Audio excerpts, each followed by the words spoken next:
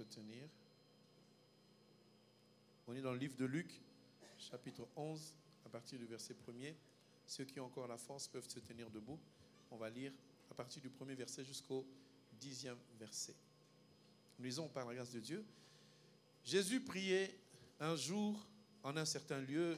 Lorsqu'il eut achevé, un de ses disciples lui dit « Seigneur, enseigne-nous à prier, comme Jean l'a enseigné à ses disciples. » Il leur dit « Quand vous priez, dites « Père, que ton nom soit sanctifié, que ton règne vienne. Donne-nous chaque jour notre pain quotidien. Pardonne-nous nos péchés, car nous aussi, nous pardonnons à quiconque nous offense. Et ne nous induis pas en tentation. » Verset 5, il leur dit encore « Si l'un de vous a un ami, et qu'il aille le trouver au milieu de la nuit, pour lui dire « Ami, prête-moi 3 pains, car un de mes amis est arrivé de voyage chez moi, je n'ai rien à lui offrir. Et si de l'intérieur de la maison, cet ami lui répond, ne m'importune pas, la porte est fermée, est déjà fermée, mes enfants et moi sommes au lit, et je ne puis me lever pour te donner des pains. Je vous le dis, même s'il ne se levait pas pour le lui donner, parce que c'est son ami, il se lèverait à cause de son importunité et lui donnerait tout ce dont il a besoin. Et moi je vous dis, demandez et l'on vous donnera, cherchez, vous trouverez, frappez, on vous ouvrira. Car quiconque demande reçoit, celui qui cherche trouve, et l'on ouvre à celui qui frappe. Amen, amen. Nous pouvons nous asseoir quelques instants, bénir notre Dieu, car il est le Tout-Puissant. Je préfère être visuel avec le tableau, comme ça permettra à chacun de voir. Vendredi, nous ne sommes pas si nombreux, mais j'espère, je pense que tout le monde suit ce que nous faisons, et nous voulons parler de la part du Seigneur. Alors, notre sujet, notre thème, c'est la prière. La prière. Pourquoi la prière? Parce que nous avons lu, en fait, Jésus était en train de prier et il s'est passé quelque chose de merveilleux parce que les disciples savaient déjà prier. Mais quand ils ont entendu Jésus, ils ont dit non, non, non, non. Nous, on prie. Mais cette dimension-là, on ne l'a pas. Et c'est ainsi qu'ils ont demandé à Dieu, ils ont demandé à Jésus, apprends-nous à prier. Mais ils ne sont pas simplement arrêtés là pour dire Jésus, apprends-nous parce que nous ne savons pas. Il a dit apprends-nous comme Jean-Baptiste. Or, si il cite Jean-Baptiste, c'est aussi pour nous dire à nous, en tant qu'enfants de Dieu, que la prière, ça s'apprend. Jean-Baptiste, c'était un humain, il n'était pas divin, il était humain. Et si Jean-Baptiste a commencé à enseigner la prière à ses disciples, c'était pour nous indiquer que nous, en tant que pasteurs, nous devrions aussi vous enseigner à prier. Parce que tout le monde dit qu'il prie, mais le thème de la prière est un thème très important. Ne vous inquiétez pas, je ne vais pas vous donner le texte de votre prière. Nous allons énumérer des choses et une façon de marcher qui vous permettra de connaître comment prier. La première des choses que nous avons dit, le premier point que nous avons énuméré, c'est que la prière s'adresse forcément à quelqu'un. On s'adresse à quelqu'un. Foncièrement, à la base, à la définition même de la prière, selon la parole, notre prière s'adresse à Dieu. Parce que la prière signifie demander. On doit demander à Dieu. Mais la prière signifie aussi vénérer Dieu, adorer Dieu, pour que Dieu fasse réaliser les promesses qu'il a faites sur nous dans notre vie. Celui qui ne prie pas, ces promesses ne se réaliseront jamais. Amen. Il faut savoir prier. Nous avons énuméré les 3 personnes vers lesquelles notre prière doit s'adresser. Je précise que la prière ne s'adresse qu'à une seule personne, qui s'appelle Jésus-Christ. Avant, je mettais c'est Dieu. Mais il y a une confusion grave, parce qu'il y a des gens qui adressent leur prière à Dieu, mais le Dieu là n'est pas Jésus-Christ. Mais nous adressons notre prière à Jésus-Christ, qui est Dieu. Amen. Parce qu'au commencement, il s'appelait l'Éternel, et dans sa dimension, pour que nous, les humains, nous puissions le connaître, il a donné son nom. Parce que Moïse a demandé, si j'apporte la nouvelle, on va me poser la question, tu t'appelles comment? C'est important de savoir vers qui on dirige la prière. Bien aimé, si vous n'adressez pas la prière à Jésus-Christ, votre prière va vers quelqu'un d'autre. C'est le principe de base. C'est qu'il faut identifier, il faut déclarer, je m'adresse à Jésus-Christ. Et Jésus-Christ, pour nous enseigner la prière, il a dit, dites notre Père. En réalité, il voulait dire, dites Jésus. Mais comme il était en face d'eux, il leur a dit, le Père m'a envoyé, je fais ce que le Père me demande. Et ainsi, ça a incité les disciples à poser la question, où est le Père? Jésus dit, mais je suis avec vous. Donc quand il dit notre Père, vous remplacez notre Père par Jésus qui est en face de vous, parce que le Père, c'est Jésus-Christ. Souvent, nous avons cette tendance à répéter nos prières. Et je pense qu'il est très difficile d'enseigner sur la prière. Pourquoi? Parce que chacun s'est habitué à sa façon de prier. Et c'est difficile de changer sa façon parce qu'on se dit, ben, j'ai toujours prié comme ça, j'ai toujours eu des résultats. Amen. Les gens ont du mal. Moi, à l'époque, quand j'étais tout enfant, on m'a enseigné que pour prier, il faut faire ça. Donc, je ne savais pas à quoi ça servait. Je ne savais pas pourquoi je le faisais. Mais on me disait, c'est ça la prière. Au bout d'un certain temps, moi-même, sans enseignement, j'ai compris que faire ça, ça ne me suffisait pas. Parce que ma peine ne s'arrêtait pas. Personnellement, je trouvais que la manière dont on me montrait la prière, ça ne me changeait pas. Donc j'ai compris que j'étais appelé à savoir prier.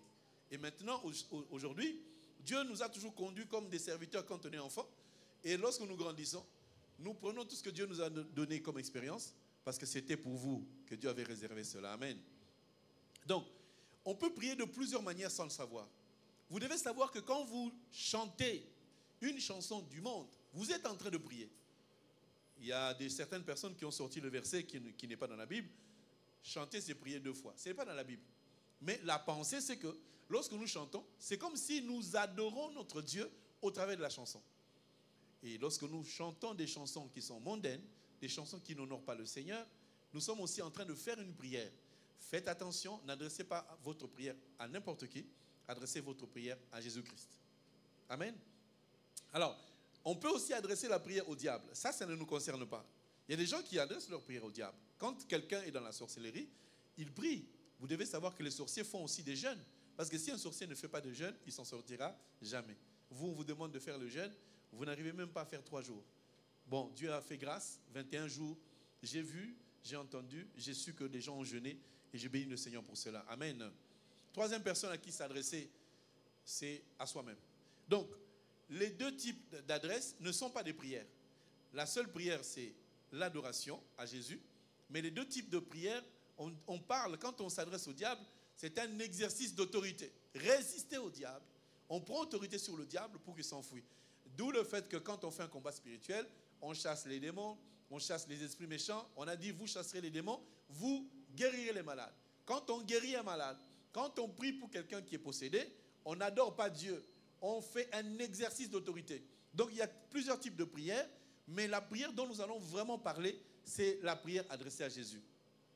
Amen, amen. Alors, la prière sur soi-même, ce n'est pas une prière, c'est une déclaration, une prise de conscience que je suis un enfant de Dieu, j'ai été béni, je suis né de nouveau, donc je dois marcher selon la pensée du Seigneur. Amen, amen. C'est l'esprit qui parle à notre esprit, c'est l'âme qui s'exerce à dépasser notre vie charnelle, parce que nous avons toujours les 2 choses en nous. Nous avons l'âme et l'esprit.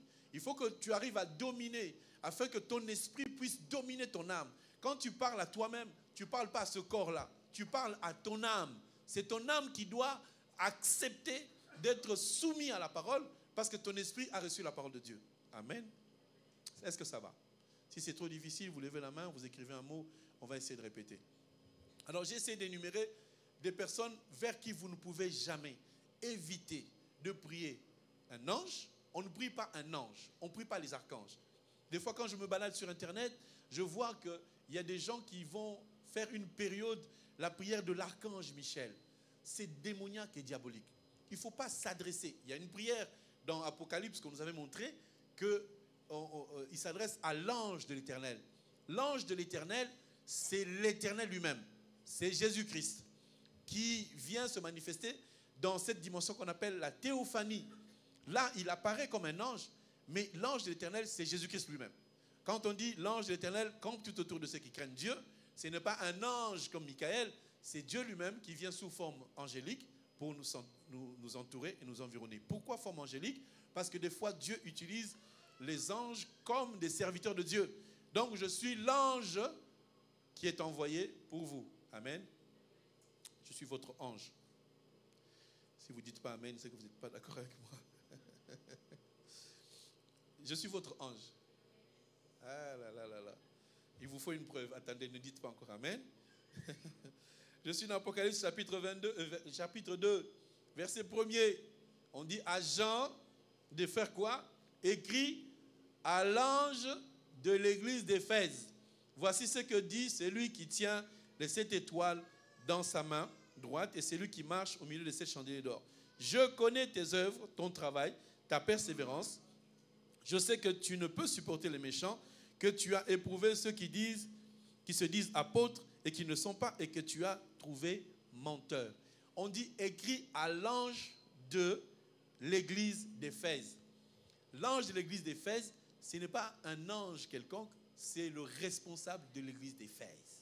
Parce que si c'était un ange du ciel, pourquoi on lui dira on connaît son travail? Quel travail? Sa persévérance. Est-ce que l'ange persévère? Je sais que tu ne peux supporter les méchants. Oui, d'accord. L'ange ne peut pas supporter. Que tu as éprouvé ceux qui se disent apôtres, mais qui ne le sont pas. Et tu les as trouvés menteurs. Il ne s'agit pas d'un ange du ciel. L'ange de l'église d'Éphèse, c'est le pasteur qui conduit l'église d'Éphèse. Maintenant, si je dis je suis l'ange de Villeneuve, vous dites amen ou pas? Amen. Ne tordez pas le sens. Je suis l'ange de l'église de Villeneuve-Saint-Georges. Dites amen. Il y en a qui vont commencer à dire oh là là là là, Pasteur Freddy est devenu un gourou. Non, je ne fais qu'accomplir les Écritures. Donc, évitez de prier le Dieu de Freddy. Hein? C'est mon Dieu à moi, prie ton Dieu à toi. Hein? Je n'ai pas dit que c'est exclu. Mais si tu vois que le Dieu qui agit en moi, il est puissant, tu peux l'invoquer. Mais il s'appelle Jésus. Je suis en train de t'enseigner d'aller vers Jésus et non pas d'aller vers un ange. Cet ange-là, il faut éviter. Ne priez pas saint, les saints, Saint Pierre, Saint Thomas, il ne faut pas prier. Il ne faut pas prier Marie, il ne faut pas prier Pierre. Parce qu'il y a des gens qui trouvent que j'ai tellement prié, maintenant je vais essayer d'invoquer Marie, la mère. Non, Marie n'est pas la mère de Dieu. Marie, c'était une femme qui a reçu grâce et qui a été l'intermédiaire pour faire apparaître un homme. C'est tout. Amen, amen. Ne priez pas les saints. Ceux qui sont morts, il ne faut pas les prier. Il faut prier Jésus-Christ. Il y a des personnes qui, dans leur prière, au lieu de prier Jésus, ils prient le sang de Jésus. Parce qu'ils se disent que le sang est au-dessus de Jésus-Christ. Non. Si Jésus n'est pas là, il n'y a pas de sang. Donc le sang est inférieur à Jésus. Nous n'invoquons pas le sang parce que le nom de Jésus suffit à lui-même. Parce que tu as prié au nom de Jésus, tu n'as pas eu de résultat. Maintenant, tu commences à dire, maintenant, je vais invoquer le sang. Ce n'est pas ça. Il ne faut pas rappeler le sang. Il faut invoquer Jésus-Christ parce qu'il est ressuscité des morts. Maintenant, on ne le connaît plus dans la chair. Pourquoi tu invoques le sang? Parce que le sang est charnel. Il n'y a pas de sang spirituel, n'est-ce pas? Donc, le sang nous couvre quand nous prenons le baptême et nous revenons à la vie et Dieu nous couvre de son sang. Nous recevons le sang sur le linteau, sur le poteau de notre cœur et l'ennemi sait que nous sommes baptisés. Amen. Quand je dis quelqu'un qui est baptisé, je ne vois pas celui qui est plongé dans l'eau. Je vois celui qui a été transformé et qui a accepté d'aller dans l'eau. Comme un signe. Est-ce que vous êtes là? Évitez de parler des ancêtres. Évitez d'aller dans le cimetière pour parler aux morts, pour dire, bon, tu nous as abandonnés, fais quelque chose. Évitez de parler aux personnes vivantes et évitez de parler devant un miroir. Évitez de prier devant un miroir. Quand vous priez, n'ayez rien à la main. Chapelet, Bible. Parce qu'il y a des gens qui, pour prier, il est obligé de prendre sa Bible. La Bible, c'est pour lire. Et évitez aussi de prier avec les psaumes. Les psaumes, ça fait partie de l'écriture. Donc, il ne faut pas prier comme cela. Si nous enseignons sur la prière, c'est pour que nous puissions atteindre une dimension que Dieu désire pour nous. Parce que pour l'instant, lorsque tu es en train de prier, tu dis que Dieu t'exauce. Mais il t'exauce simplement parce qu'il comprend que tu ne pries pas bien. Vous connaissez le verset qui dit que vous priez, vous demandez, vous n'obtenez pas parce que vous demandez mal. Il y a un code, il y a une manière de faire. On ne peut pas demander à sa manière pour obtenir ce que Dieu veut te donner. Dieu, il sait que la manière dont tu t'y prends pour le demander, il ne peut pas te donner. Parce que tu ne respectes pas le code du Seigneur. Vous convoitez et vous ne possédez pas, vous êtes meurtrier et envieux et vous ne pouvez pas obtenir, vous avez des querelles et des luttes. Non, ce n'est pas ce verset-là. C'est lettre 4, vous demandez, voilà, c'est celui-là. Vous demandez et vous ne recevez pas parce que vous demandez mal dans le but de satisfaire vos passions. Même si on s'arrête à vous demander mal, la dernière partie peut montrer qu'il y a des gens qui demandent par passion. Mais il y a aussi des gens qui n'obtiennent pas parce qu'ils demandent mal. Quand tu fais un CV et une lettre de motivation, est-ce que tu mets n'importe quoi? Tu écris bien comme il faut et sans les fautes. Ouais. Est-ce que vous avez vérifié quand vous écrivez? La plupart des gens qui écrivent, ils ne savent pas faire la différence entre le participe passé et le verbe à l'infinitif. Hein? Souvent, voilà. Quand vous faites des fautes, moi je suis recruteur, déjà quand je lis, tu lis la phrase « Je viens auprès de votre bonté pour demander ce travail », tu regardes « travail » avec deux L-E à la fin, tu dis « mais voilà ». Je vire déjà ta lettre de motivation parce que c'est rempli de fautes. Vous êtes d'accord avec moi ou pas? Les recruteurs, ils enlèvent par rapport à ce que vous avez, la manière dont vous avez écrit.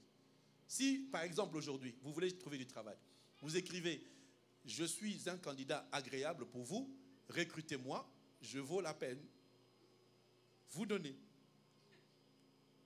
Est-ce qu'on va vous retenir? Vous êtes déjà sûr que par votre manière d'écrire, qu'on ne vous prendra jamais. Mais pourquoi vous voulez faire pareil avec Dieu? Parce qu'il est Dieu de miséricorde. Dieu, il ne cherche pas des formules. Beaucoup de gens me disent, quand des fois je dis aux gens, bien-aimés, quand je parle, comprenez, Dieu me dit qu'il faut que tu pries. Oui, mais je prie beaucoup. Prier beaucoup, ça signifie quoi? Entrer dans la maison, chasser les démons? Parce que quand vous regarderez la prière, c'est souvent la prière adressée au diable. Vous passez 90% de votre prière à chasser les démons, à détruire les forces des ténèbres. Oui ou non? Non, c'est pas vrai. Bon, nous par exemple, on est passé par l'église catholique. Des fois, on a frôlé un peu chez Maman Olangui. On était là tout le temps en train de chasser. Est-ce que c'est mauvais de chasser les démons? Non, c'est autorisé. Mais la prière dont nous parlons, c'est une prière de Matthieu chapitre 6. Matthieu chapitre 6, on va y aller. Matthieu chapitre 6. Bien-aimés, il y a des prières que nous devons arrêter de faire parce que ça ne plaît pas à Dieu. Mais il y a des prières que nous devons commencer à faire parce que c'est agréable au Seigneur. Matthieu 6, verset 6, nous dit ceci. Mais quand tu pries, entre dans ta chambre, ferme la porte et prie ton Père qui est dans les lieux secrets. Et ton Père qui voit dans le secret te le rendra. Entre dans ta chambre. Verset 7. En priant, ne multipliez pas les vaines paroles comme des païens qui s'imaginent qu'à force de paroles, ils seront exaucés. Ne leur ressemblez pas, car votre Père sait de quoi vous avez besoin avant que vous le lui demandiez. Alors, vendredi, j'ai posé la question. Si Dieu sait ce que je vais lui demander, pourquoi je dois prier? Et nous avons expliqué pourquoi nous devons prier malgré que nous savons que Dieu voit tout. Parce que Dieu, ce qu'il veut, ce n'est pas que tu l'informes. Il sait. Quand tu pêches, Dieu sait ou il ne sait pas? Il le sait. Quand tu fais le mal, Dieu le voit. Maintenant, pourquoi tu veux expliquer à Dieu et que tu as atteint 25 ans que tu n'es pas marié? Pourquoi tu veux dire à Dieu, regarde, je suis pauvre, je ne m'en sors pas? Pourquoi tu veux l'informer? Alors, le fait qu'ils disent que Dieu sait d'avance ce que vous allez lui demander ne signifie pas qu'on doit se taire. Ça signifie qu'on doit lui parler. Mais comme à quelqu'un qui a déjà passé des moments ensemble avec vous.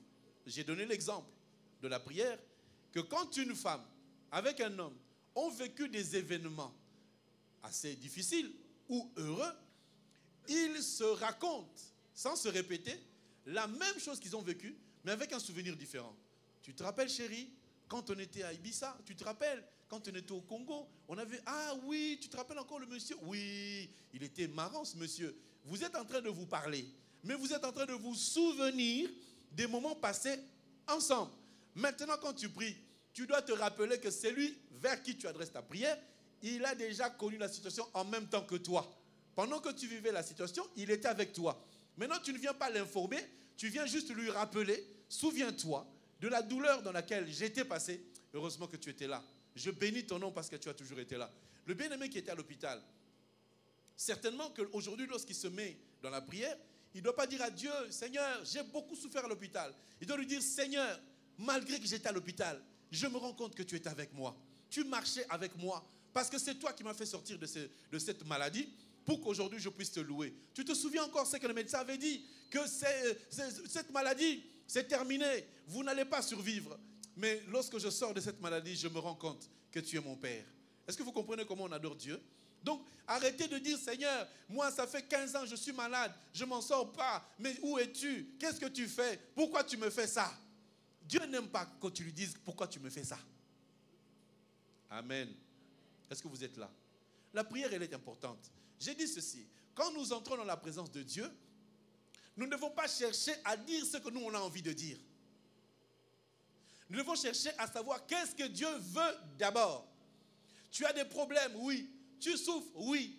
Tu n'as pas d'enfant, d'accord. Tu n'as pas de travail. Tu n'as rien dans ton compte. Il le sait. Dieu sait tout. Oui ou non? Mais comme il sait tout, ce qu'il attend de toi, ce n'est pas les plaintes. C'est de lui dire, Seigneur, je sais que mon Rédempteur s'élèvera le dernier. Je sais que même si cette situation est dure, tu es mon Seigneur. Tu es mon Créateur. Regarde, je n'ai même pas le moyen de m'acheter même un pain. Mais je te glorifie parce que tu m'as dit, le pain quotidien, je ne le manquerai pas. Même si ce pain-là, c'est la nourriture spirituelle. Mais je sais que même physiquement, je l'aurai.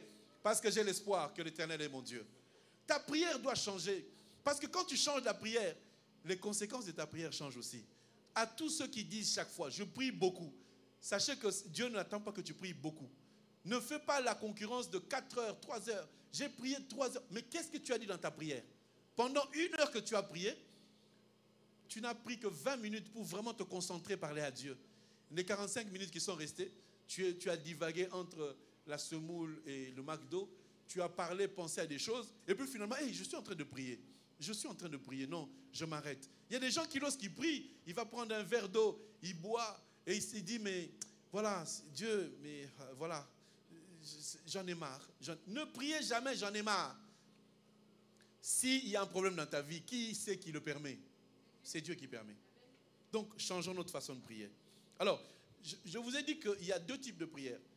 Je vais plus enseigner sur la prière dans l'intimité que la prière dans la communauté. Regardez dans quelques éléments qu'il y a dans 1 Corinthiens 14.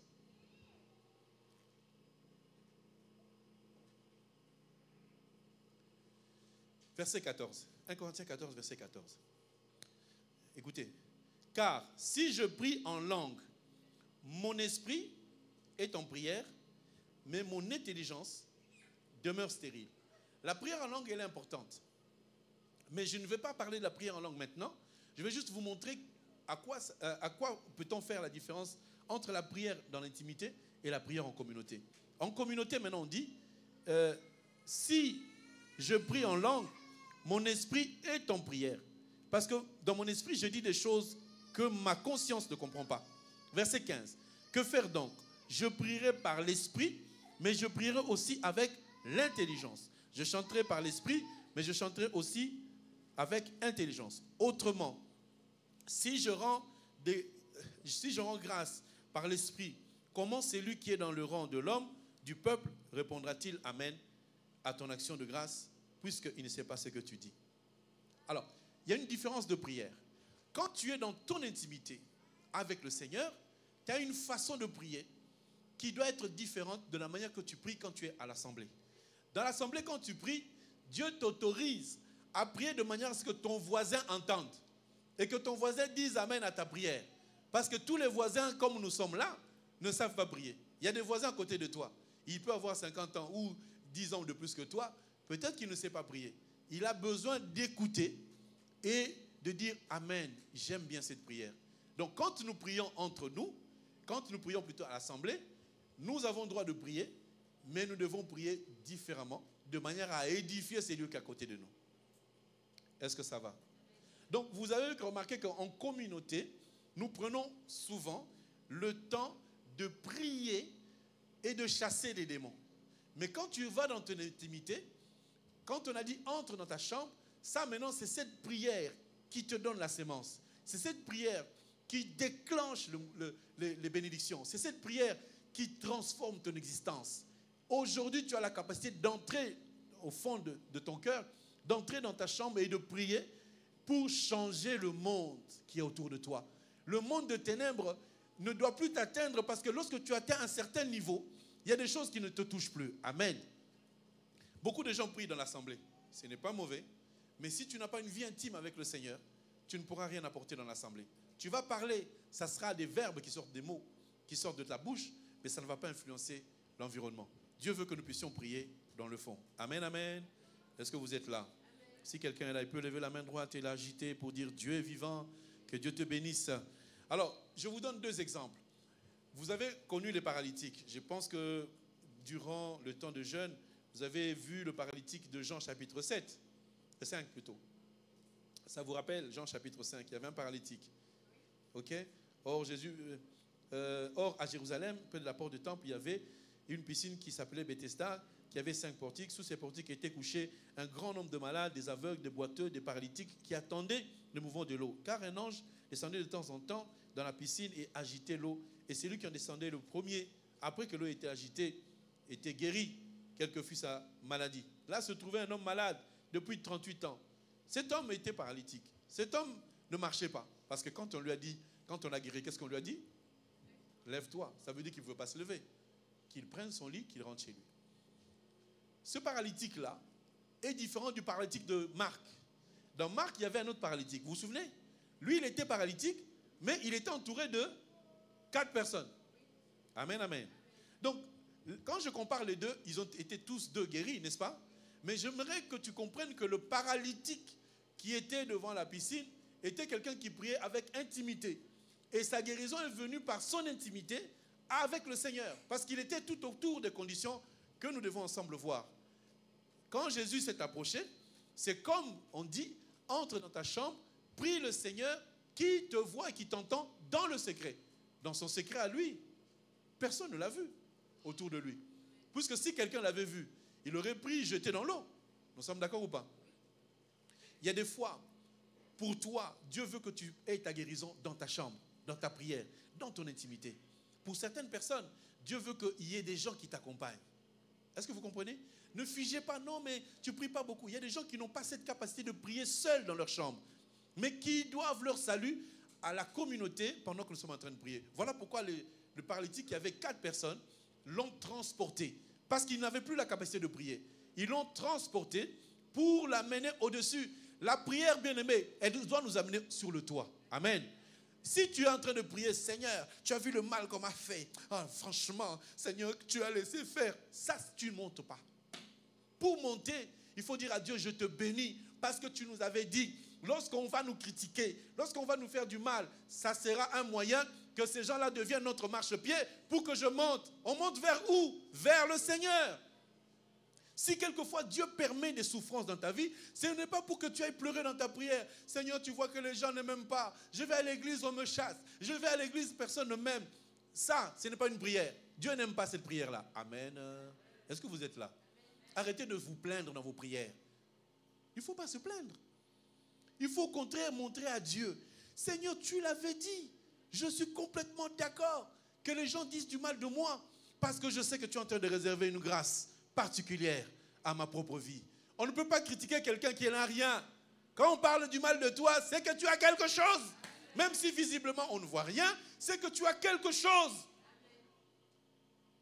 Demandez à tous les voleurs, enfin si vous arrivez à les choper. Si vous voyez les voleurs, je parle bien en Afrique. En Afrique, il y a des maisons éclairées, il y a des maisons sombres. Il y a des maisons où il n'y a pas d'électricité. Les vrais voleurs, ils ne vont pas aller dans les maisons où c'est sombre parce qu'ils savent qu'il n'y a rien. Ils vont perdre leur temps. Mais quand ils voient, c'est éclairé, c'est des projecteurs partout, ils se font un plan pour dire, malgré que le mur est élevé, on va rentrer. Ils savent qu'ils cachent quelque chose. Oui ou non? Mais maintenant, dans l'esprit, ça ne se voit pas la clôture. Ça ne se voit pas la lumière qui éclaire. Les gens s'acharnent sur toi. Ta famille ne t'aime pas. Chaque fois, ils te disent du mal. Toi là, toi là, toi là. Les gens disent, mais toi, mais vraiment, comment des chrétiens comme ça?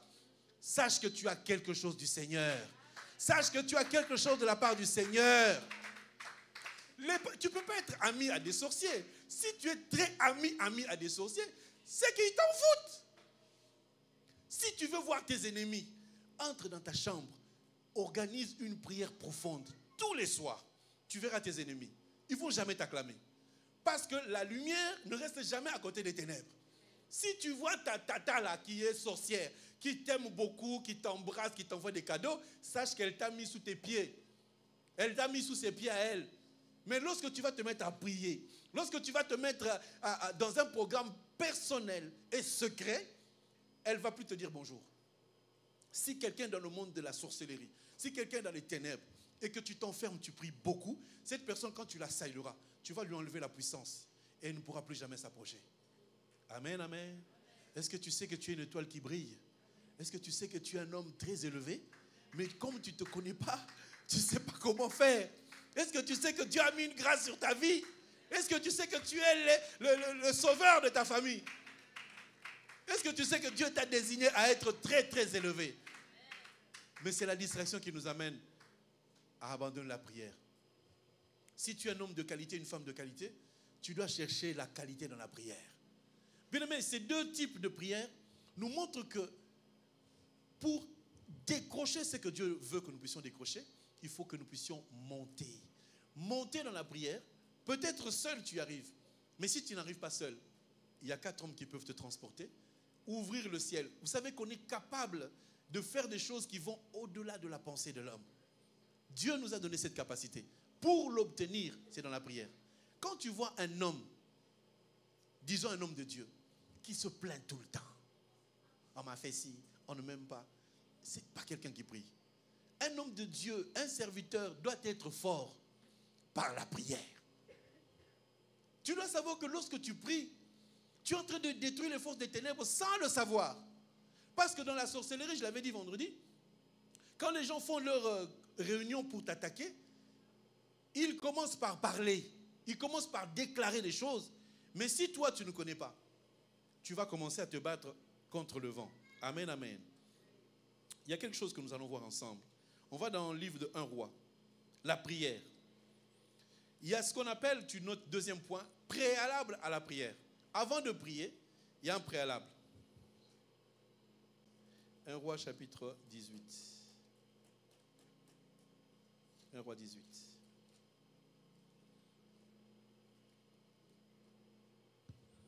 Un roi 18.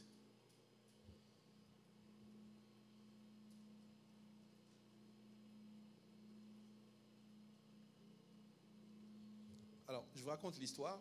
Après, nous allons lire le verset 30. C'est que dans cette période-là, les gens ne priaient plus. Comme Élie est venu, il a constaté que les gens ont abandonné l'Éternel et se sont livrés aux prophètes des Baals. Aujourd'hui, les prophètes des Baals, c'est tout ce que vous entendez, les pasteurs, les mouvements qui se passent. Je vous assure, nous sommes vraiment au temps d'Élie. Là, maintenant, là, il y a beaucoup de prophètes de Baal. Tu entends, vous avez entendu parler de la fête d'Anouchka? Anouka ou Anouka. Ça vous parle? Vous savez qu'il y a des prophètes qui célèbrent Anouka. Mais vous savez que c'est une célébration mystique, diabolique. Ce sont des choses qu'ils ont pris des Hébreux, des Juifs. Ce n'est pas notre célébration à nous. Nous, on ne doit pas porter des talites et des bonnets. On ne doit pas utiliser la corne comme le font les Juifs. C'est écrit, oui. Mais est-ce que nous, on doit le faire? Non. On n'a pas besoin de faire toutes ces choses. Parce que maintenant, nous sommes en Jésus. Tout ce qui se faisait de manière physique ne se fait plus physiquement. Ça se fait spirituellement. À part le baptême, la Sainte Seine, que nous devons faire physiquement, parce que c'est écrit dans le livre c'est écrit dans les épîtres. Est-ce que vous comprenez? Et les gens ne priaient plus. Les gens se donnaient à des choses du monde. Aujourd'hui, ça devient comme une mode. Tu vas dans une église, tu mets une pièce de monnaie, c'est une prière. Amen, amen. Quand on étudiera les plusieurs formes de prière, je vais vous montrer que l'offrande est une prière. Amen. Quand tu mets ta main dans le panier, en fait, tu fais une prière. C'est une prière. L'action de grâce est une prière. C'est écrit dans la Bible. Action de grâce. Mais quand nous donnons l'argent aussi, nous faisons une action de grâce. Ta dîme, c'est aussi une prière. Maintenant, les gens à l'époque, ils commençaient à suivre les prophètes de Baal. Parce que les prophètes de Baal faisaient des choses semblables à la parole de Dieu, mais qui n'étaient pas fondées sur Dieu. Parce que Jézabel était leur chef. Et Jézabel n'était pas juive. Jézabel venait de Sidon, là où la sorcellerie, la grandeur de la magie venait. Et elle s'est associée à Akab, qui était le roi d'Israël. Qu'est-ce qu'elle voulait? C'est de prendre l'autorité d'Israël. Il y a des gens qui veulent s'approcher de vous pour prendre votre autorité.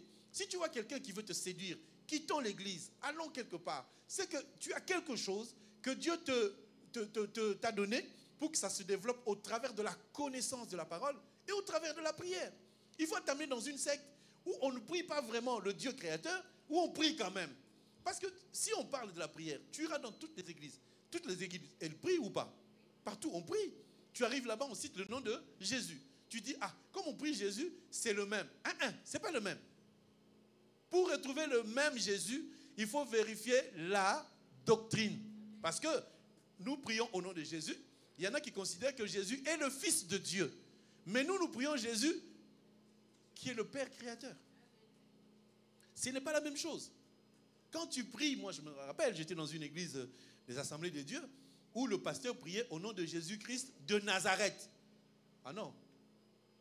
Il était à Nazareth. Il y a une signification. Aujourd'hui, je ne prie pas Jésus de Nazareth.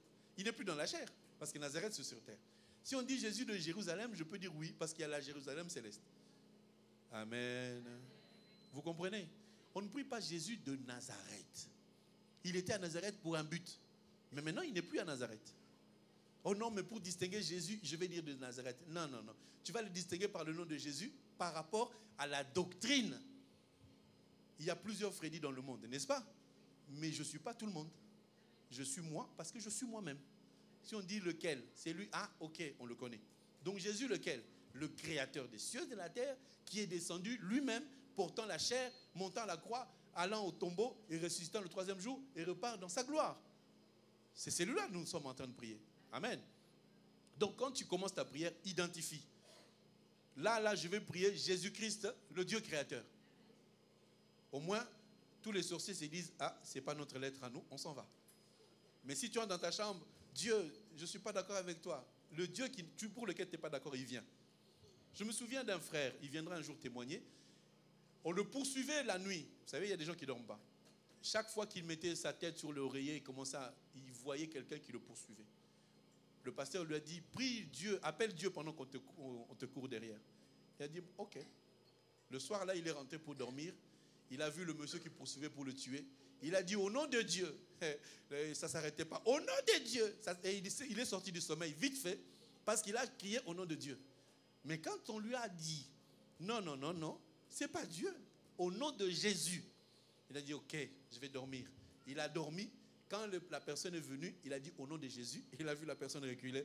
Il a compris que oui, il faut prier Jésus-Christ et non pas prier Dieu. Jésus est Dieu. Amen. Mais il y a d'autres dieux qui existent. Parce que Satan, c'est aussi un dieu dans son monde à lui. Il se fait appeler Dieu. Donc si vous voyez certaines choses arriver, ne vous fiez pas d'abord, vérifiez. Parce qu'un enfant de Dieu, avant de manger la manne, il la regarde, il dit qu'est-ce que c'est? Ensuite, il demande à son conducteur, dis-moi, je mange ou je ne mange pas? Est-ce que quelqu'un a compris? Si tu vois la manne, ne mange pas, va demander à ton responsable. Ça veut dire, si on te donne une théorie biblique, si on te donne un enseignement, viens vérifier chez moi, je vais te dire c'est bon ou c'est pas bon. Parce que tout n'est pas à manger. Amen. Pourquoi moi? Parce que Dieu m'a choisi, parce que Dieu m'a donné l'intelligence. Si je ne sais pas, je vais appeler quelqu'un d'autre. Mais je crois que Dieu m'a donné suffisamment pour que si tu me donnes une théorie, que je regarde au travers de la Bible la connaissance que Dieu m'a donnée, je te dirai ne mange pas. Ce n'est pas pour nous. Alors, les prophètes de Baal ont fait beaucoup de, entre guillemets, du bien dans le peuple. Et les gens se sont détachés de Jésus et se sont attachés aux prophètes de Baal. C'est le mouvement qui règne en ce moment. Les gens présentent une façon de faire. Oui, votre pasteur, oui, votre église, ce n'est pas comme chez nous. Regarde, regarde. Ne soyez pas émerveillés par ce que les autres sont en train de faire. Vérifiez si c'est vrai. Et ce jour-là, maintenant, Élie s'est levé. Il a dit, trop c'est trop. Maintenant, on va voir qui est Dieu, qui est le véritable Dieu. Soit les Baals, soit l'Éternel est notre Dieu. Et ils sont tous montés à la montagne. Et on a pris un veau, on dit, offrez à Dieu ce veau-là.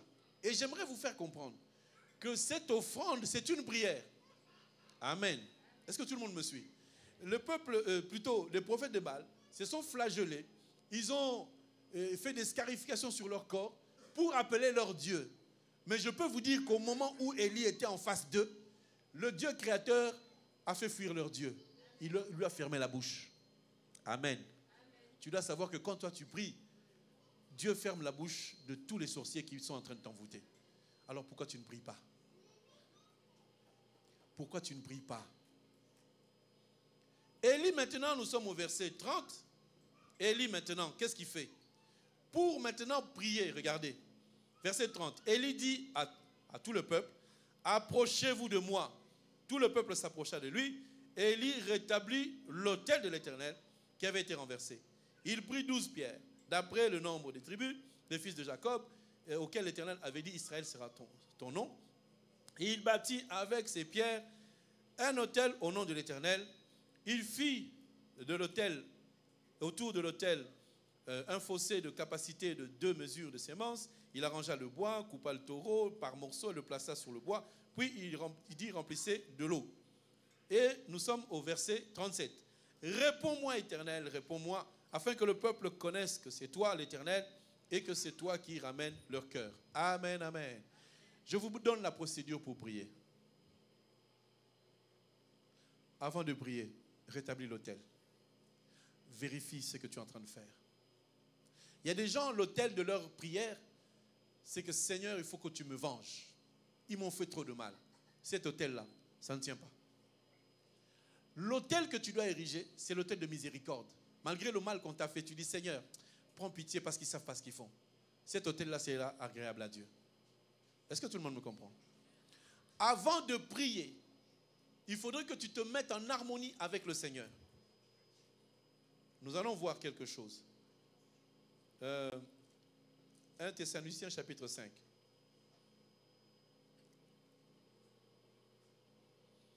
1 Thessaloniciens chapitre 5, verset 17. C'est écrit quoi?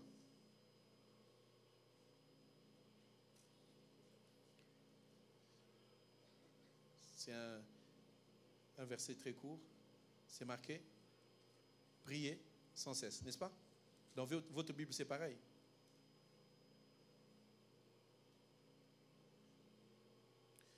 Et je vais lire aussi Jacques chapitre 5, verset 16. Confessez vos péchés les uns les autres et priez les uns pour les autres afin que vous soyez guéris. La prière fervente du juste a une grande efficacité.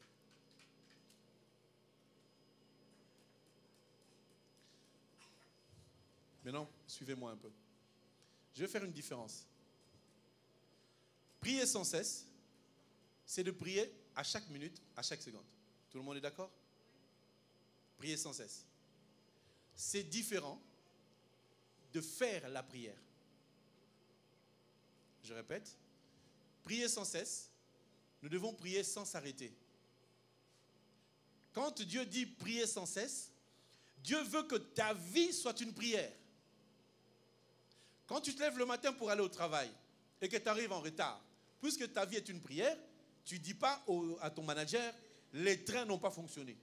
Tu lui dis, je ne me suis pas réveillé, je suis en retard par ma faute. Je glorifie l'Éternel. Amen. Parce que quand j'arrive, je dis au manager, oh les trains, tu connais RRD, hein? C'est un train qui ne marche pas. Oui, RRD, on connaît, mais tu ne t'es pas réveillé à l'heure. C'est-à-dire que ma vie glorifie le Seigneur.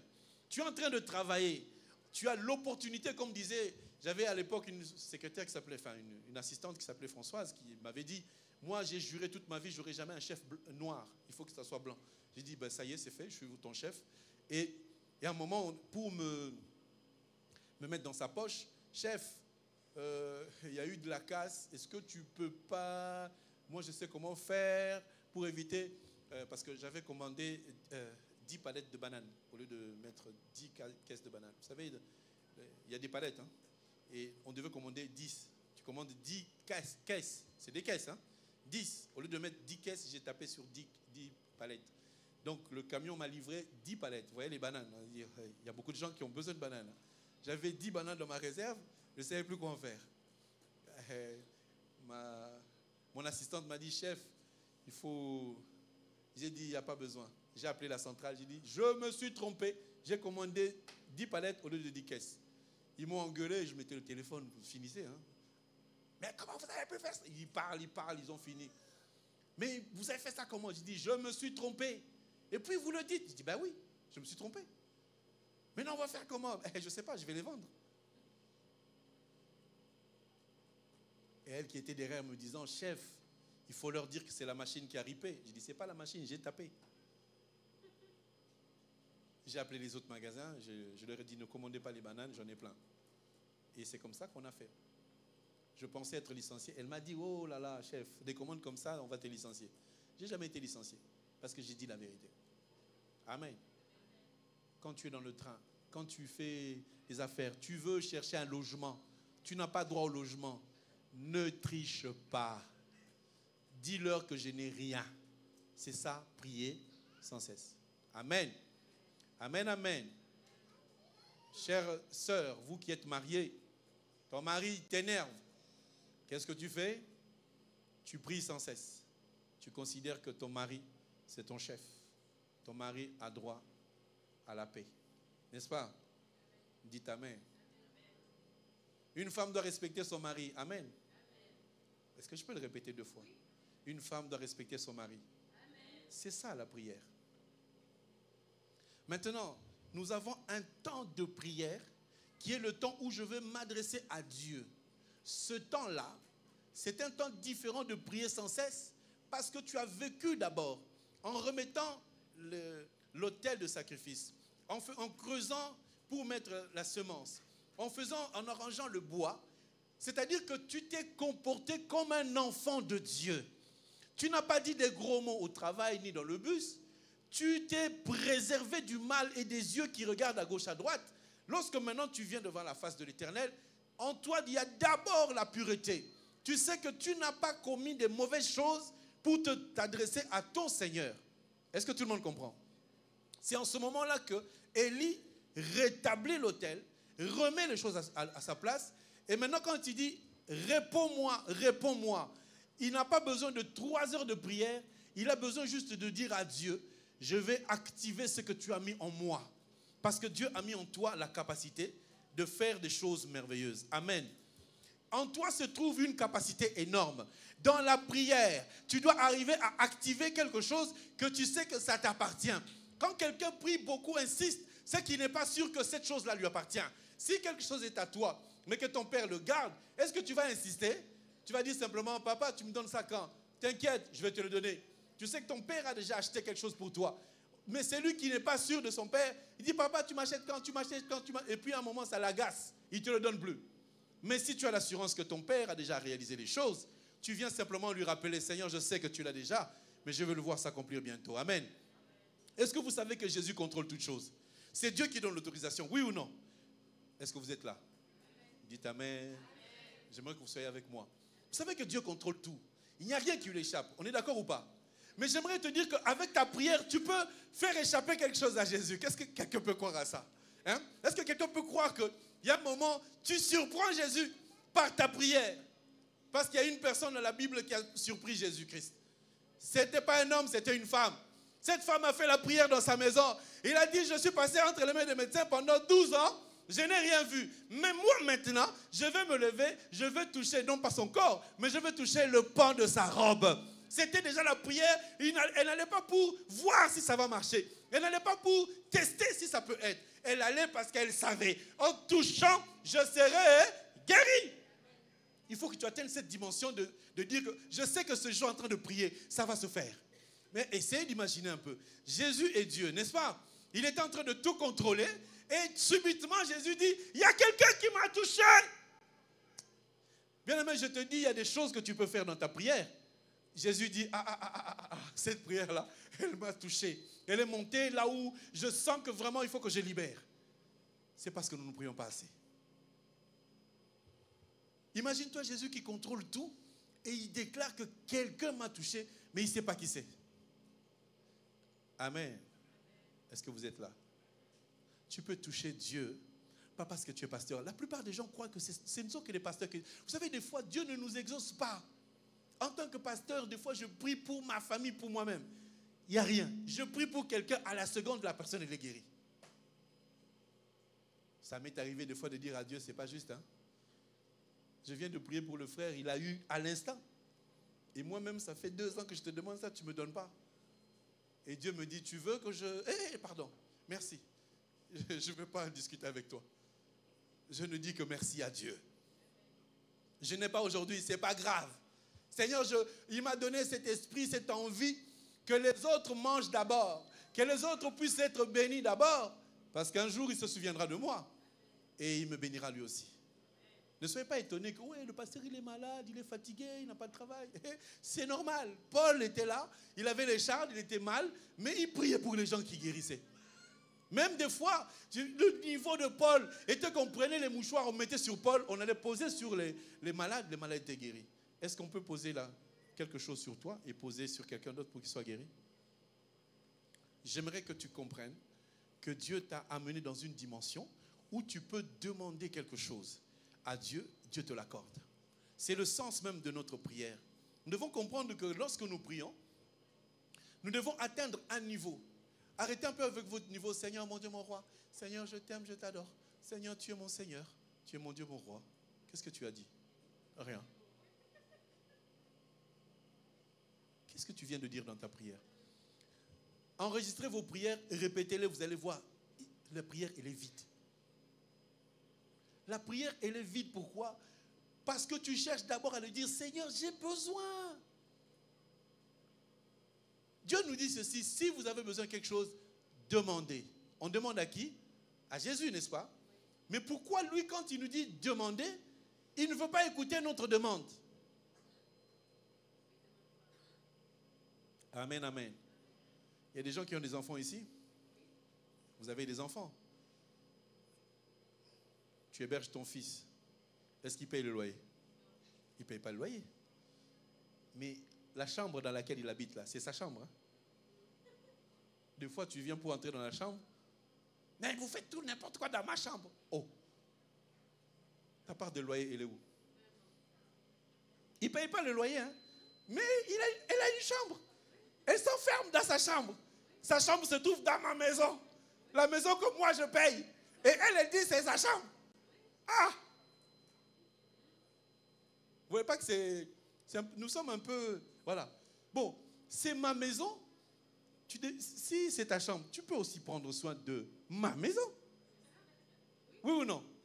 Tu peux aussi faire la vaisselle de ma maison. Passer la serpillière dans ma maison. Non, non. Il s'occupe de sa chambre. Quand les gens viennent, je ne vais pas les gens dans ma chambre, hein. Je vais être toute seule dans ma chambre. C'est ta chambre. Il y a des gens qui se reconnaissent. Hein? Les parents, vous êtes là. Je ne veux personne dans ma chambre. Vraiment, chaque fois qu'il y a un invité, c'est ma chambre. Vous avez pris pour une poubelle ou quoi? C'est ma maison. J'appelle qui je veux. S'il y a un invité, il dort dans ma chambre, qui est ta chambre. Je te l'ai prêté pour un temps. Sinon, tu participes au loyer. Avec ton alternance. Avec ton argent de stage. Est-ce que vous êtes là? La maison appartient à qui? Au papa, non? Est-ce que la maison appartient aux enfants? Quand tu es dans la maison de ton père, respecte. Nettoie. Arrange. Le corps que tu as là, il ne t'appartient pas. Prends-en soin. Et le pire, c'est qu'ils sont dans leur chambre, ils allument leur lumière à eux, ils consomment l'eau qui est à eux. Jusqu'à 4 heures du matin, la lumière, elle est allumée. Et voilà. Ça arrive, hein? Est-ce qu'ils connaissent le prix du courant? Non. Il faut leur donner EDF sur le nez comme ça. Tu photographies, tu envoies le texto à ton enfant. Regarde la facture que je paye. C'est bizarre. Hein? Oh, dans cette maison, on fait du mal que dans ma chambre. Si vous voulez des réunions, que dans ma chambre. Ma chambre. Éteins la lumière. Ça coûte cher. Et quand tu vas dans la salle de bain,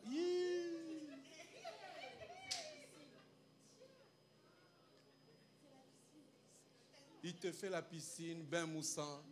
Toi-même, quand tu te laves, tu comptes les litres et tu te dis, là, c'est juste pour me... Mais elles, quand elles entrent, wow! Et là, on y va.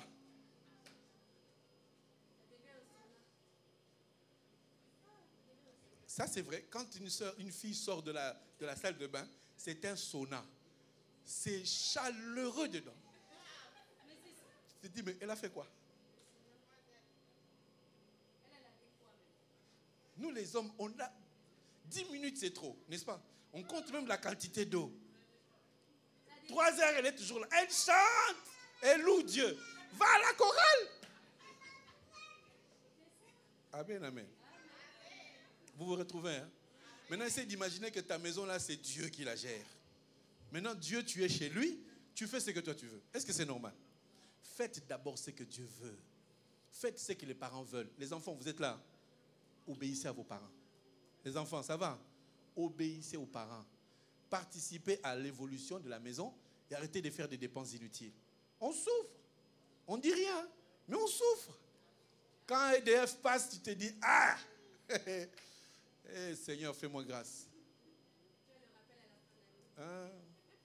Tu sais, des fois, tu passes devant la salle de bain, tu repasses, tu entends l'eau qui coule, tu dis, mais c'est la fontaine ou quoi? C'est une fontaine. Ah, moi, je me rappelle quand on arrivait en Europe, il y avait, là où on t'héberge, tu te laves trop comme ça, on va fermer l'eau chaude. En plein hiver, tu te laves comme ça, il n'y a pas d'eau chaude. Il dit, oui, il n'y en a pas. C'est lui qui a fermé. Est-ce qu'on peut faire ça à nos enfants? On va faire une réunion des parents. On va trouver le moyen de faire ça à nos enfants pour qu'ils prennent la responsabilité. Mais on les aime tellement qu'on prend la décision, mais on revient toujours à la décision. Amen, amen. Ça vous arrive, hein? On dit plus jamais, mais on revient toujours. Je vous montre la dimension du Seigneur. Le Dieu créateur, des fois, il voit ce que nous sommes en train de faire, que c'est mauvais. Mais il dit, si je fais ça, je vais les perdre. Il revient vers nous. Et là, il tire la sonnette d'alarme pour que nous puissions savoir prier. Ma sœur, j'aimerais t'amener à une prière qui n'est plus la prière de vaille que vaille. Une prière où tu entres en intimité, tu parles à Dieu en lui montrant toute sa grandeur. Nous avons tendance à dire à Dieu, regarde ce problème, il est trop difficile. Mais il est difficile pour toi. Si tu passes par là, c'est que Dieu veut t'amener dans des hauteurs. Dieu veut t'amener dans la réalisation des choses qui sont merveilleuses. Quand tu as atteint un certain niveau, il y a des moments où, en tant qu'enfant de Dieu, tu n'as plus le temps de chasser un démon parce que tu sais que ton intimité avec Dieu est suffisante pour que l'ennemi ne puisse pas t'atteindre. Je veux dire ceci. Nous avons le droit de chasser les démons. Nous avons le droit de détruire les forces des ténèbres. Mais nous avons plus besoin d'adorer Jésus-Christ. Si tu recherches Jésus dans sa profondeur, tu mets de côté toutes tes envies, tes problèmes, tes soucis. Tu ne regardes qu'à lui. Dieu peut t'amener à voir la grandeur, l'étendue de sa gloire, te faisant oublier que tu es malade. La maladie, c'est nous qui la mettons devant Dieu. Nous risquons d'adorer le diable avec notre maladie. Seigneur, la maladie. Seigneur, la maladie. Si tu es malade, tu as un problème, fais aussi un jeûne. Ton jeûne à toi consistera à ne plus citer ta maladie dans la prière, mais à dire à Dieu, moi je viens t'adorer. Quand Dieu a fait le ciel, quand il a fait la terre, est-ce que tu existais? Dieu est en train de gérer le monde visible, le monde invisible. Il gère le monde de la sorcellerie. C'est lui qui gère tout. Même l'air qui circule. Dieu sait que l'air vient de passer. Ta vie, elle est entre les mains du Seigneur. Dieu gère 10 milliards de personnes sur terre et 100 milliards de personnes dans le ciel. Parce que tous ceux qui sont morts, ils sont quelque part. Il n'y a personne qui est perdu. Ceux qui seront perdus, c'est après la guerre d'Armageddon, après le jugement dernier. Mais aujourd'hui, tous ceux qui sont morts existent quelque part. Donc Dieu doit les gérer, il doit nous gérer, il doit gérer le ciel, il doit gérer la terre, il doit gérer toutes ces choses. Mais toi, tu viens avec ta maladie, mais que c'est tellement petit que tu dis à Dieu, je suis malade. Mais lui, il a créé le ciel et la terre, il peut dire à ta maladie, stop, ça s'arrête à l'instant. Mais ce qu'il veut, c'est que tu ne lui présentes pas ta maladie, que tu représentes un Dieu tellement grand, tellement puissant, que maintenant, lorsque tu es en train de l'adorer, tu rentres dans sa préscience. Et là, tout ce que tu avais comme problème disparaît par ton adoration et non pas par tes réclamations. On est toujours en train de réclamer devant Dieu. Et Dieu, des fois, il est fatigué de réclamations. Je vois, je sais que tu pêches, je sais que tu es malade, mais je veux que tu laisses tout ça et que tu m'adores. L'adoration, monter vers le Seigneur, lui montrer sa grandeur. Même si tu ne peux pas voir les choses du ciel, tu dois voir les choses qui sont même sur la terre. Est-ce que vous savez que les anges adorent Dieu? Tous les jours, les anges adorent. Vous le savez, non? Allez dans Apocalypse, vous allez voir. Ils adorent, Apocalypse chapitre 5. Ils adorent, nuit et jour. Sans arrêt, ils disent, tu es saint, tu es saint. Est-ce que vous savez que les anges adorent Dieu? Amen, vous êtes là? Les anges, les archanges, ils adorent Dieu, n'est-ce pas? Mais ils ont des maisons, ils ont des voitures, ils ont des femmes. Et pourquoi ils adorent? Si les anges qui n'ont ni argent ni or, qui n'ont pas de maison, ils adorent Dieu du matin au soir, pourquoi notre adoration ne se rapporte que par le mariage, les enfants que tu m'as donnés? Est-ce que quelqu'un comprend quelque chose? Les anges n'ont pas d'argent, les anges n'ont pas de femmes, les anges n'ont pas d'enfants, mais ils adorent qui? Jésus. Quand? Du matin au soir. Mais dans leur adoration, est-ce qu'ils disent que merci parce que tu m'as donné une voiture? Un ange, hein? Un ange, il a quoi? C'est quoi l'argent que l'ange a? Je te montre l'ange pour que tu voies que l'adoration, ce n'est pas le sujet de ce que tu as. L'adoration, c'est le sujet de ce que tu es par rapport à Dieu. Nous sommes venus de Dieu et non pas de la terre. Amen. J'ai beaucoup aimé la personne qui a dit, le poisson est venu de l'eau, non? S'il ne vit pas dans l'eau, il va mourir. Les animaux sont venus de la terre, si tu le mets dans l'eau, il va mourir. Mais nous ne sommes pas venus de la terre. Alors les gens s'attachent toujours, oui, tu es poussière. Mais la poussière, c'était pour nous donner cette forme. Mais Dieu, quand il a créé l'homme, il a dit, faisons quoi? L'homme à notre... Donc, on vient de Dieu, pas de la terre. Comme on vient de Dieu, tout ce qui est de Dieu, c'est ce que nous devons vivre. Donc, Dieu glorifie Dieu, pas parce que Dieu lui a donné de l'argent, mais Dieu glorifie Dieu parce qu'il est Dieu. Arrête de louer Dieu que parce que Dieu t'a donné un mari. Il y a des sœurs ici qui n'attendent que le jour du mariage pour dire, oh, boboto, Yesu. Non! Dire à Dieu, tu es le merveilleux Seigneur. Le glorifier parce qu'il est Dieu simplement. Ça suffit que de lui dire, je te loue parce que tu m'as donné un enfant. Le jour où tu n'auras pas d'enfant, tu ne vas pas le louer. Loue Dieu même si tu es célibataire. Parce que célibataire, ce n'est pas une maladie, ce n'est pas un crime, mais c'est un état de gloire. Parce que le jour où tu vas te marier, j'arrive pas. En ce moment-là, il y a un homme qui va prier pour toi.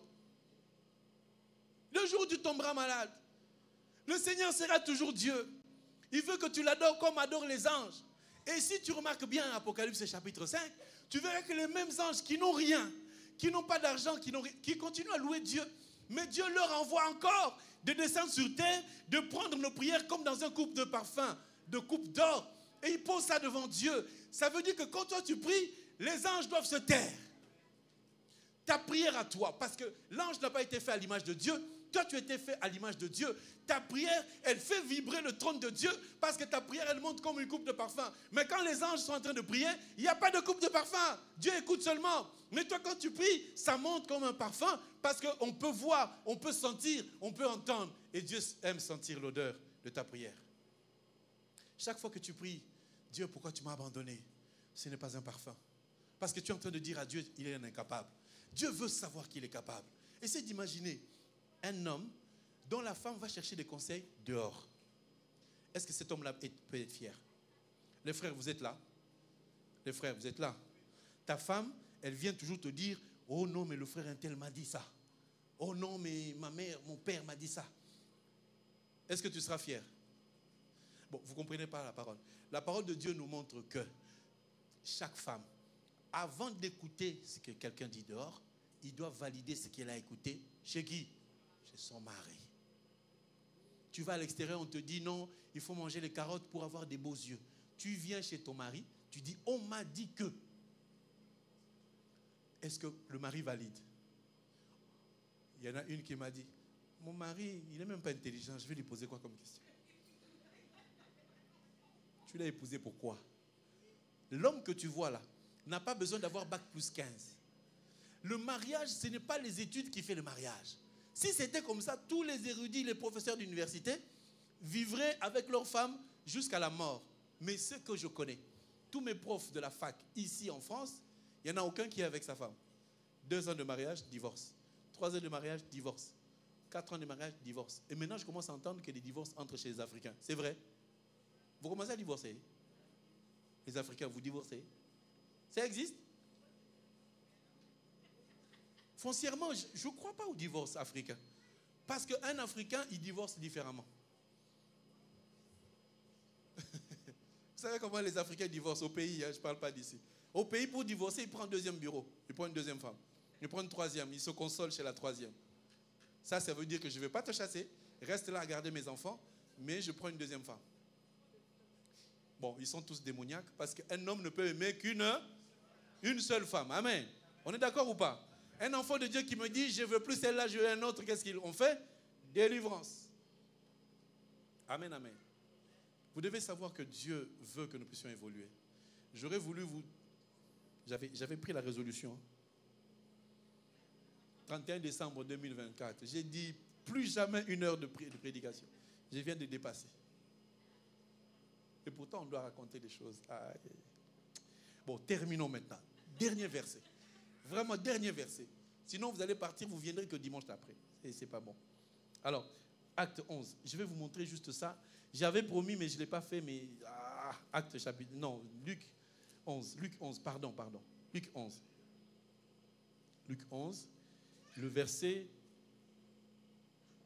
9. Moi, je vous dis, demandez.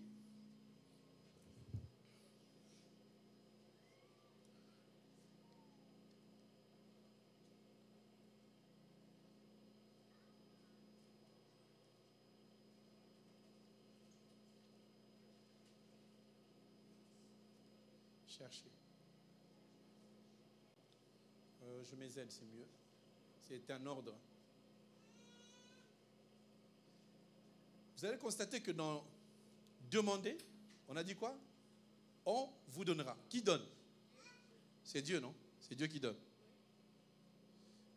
C'est Dieu qui donne. Frappez. On vous ouvrira. Qui ouvre? Maintenant, cherchez. Chercher, c'est marqué quoi? Est-ce que c'est Dieu qui vous fait trouver? Non. C'est toi. J'écris moi. Donc, quand vous demandez, c'est Dieu qui vous donne.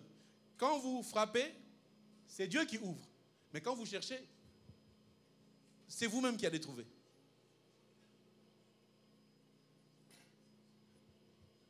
La prière que nous faisons, c'est une prière de responsabilité. Je demande, je frappe, mais je cherche pour trouver. Quelque part, Dieu est en train de nous dire, je vous ai aussi donné la capacité de réaliser certaines choses. Vous vous souvenez, Actes chapitre 3, il y avait Pierre et Jean, ils étaient devant le temple. Ils ont vu un paralytique, ils lui ont demandé quoi? Ils ont dit, tu veux l'aumône? Il dit, je n'ai ni or, ni argent. Mais c'est pas ce que Jésus m'a donné. C'est que j'ai. Je te le donne. C'est pour cela que je dis aujourd'hui, si je prophétise dans ta vie, ça fait partie de cette partie-là. Dieu me donne le pouvoir. Je n'ai pas vu une prophétie. Je peux te dire aujourd'hui que tu vas réussir ta vie au nom de Jésus-Christ. Ça se réalise parce que Dieu a mis le pouvoir en moi. Ce que j'ai, je te le donne. Quand je te dis, sois béni, je ne blague pas. Je dis, tu seras béni. Si quelqu'un le reçoit, ça se fait comme cela. Si je te dis que dans quelques mois, tu vas avoir beaucoup d'argent, j'aimerais que tu le crois. Parce que je le dis au nom de Jésus-Christ. La prière de responsabilité. Quand on atteint un certain niveau, on demande, c'est vrai, on frappe, c'est vrai, mais on doit rechercher.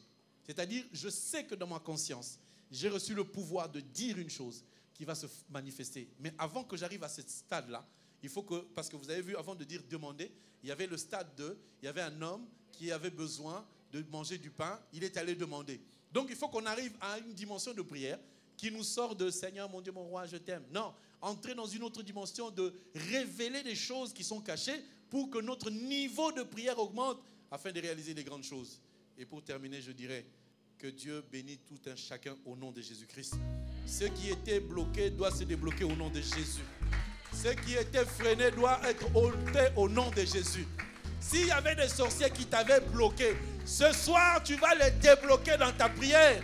Tu vas dire à Dieu, plus jamais quelqu'un va toucher à ma vie. Et ça se fera selon ce que tu as dit. Tu acclames encore le Seigneur pour déclarer, ce que tu as dit va se réaliser. Comme tu acclames 2025, ça va être une année de joie, une année de victoire. Dieu va se révéler. Tu ne tomberas plus parce que l'Éternel est avec toi. Que Dieu vous bénisse. Que Dieu vous bénisse encore.